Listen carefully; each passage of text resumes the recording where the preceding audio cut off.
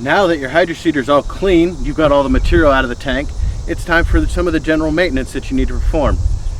First, you want to grease your agitator bearings, both front and rear, on a daily basis. That's here and on the front of the tank. Next, you want to fill your pump auto lubricator to ensure you have plenty of grease for the next time you go operate the unit.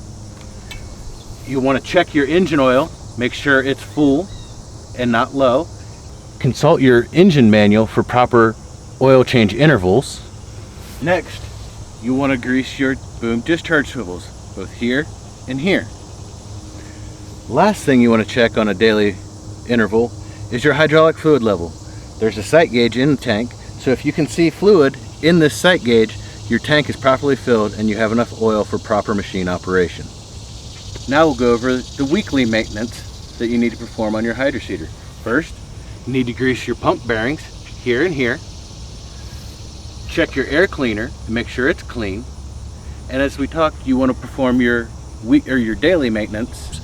Agitator bearings, your automatic lubricator, check your engine oil level, your boom swivels, and your hydraulic fluid.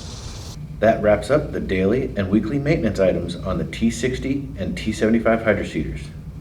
Following the recommended maintenance will keep your equipment in top shape for years to come. And remember, it's much cheaper to maintain it than repair it. And to stay up to date on all Finn videos, please subscribe to our YouTube channel. Thank you for watching.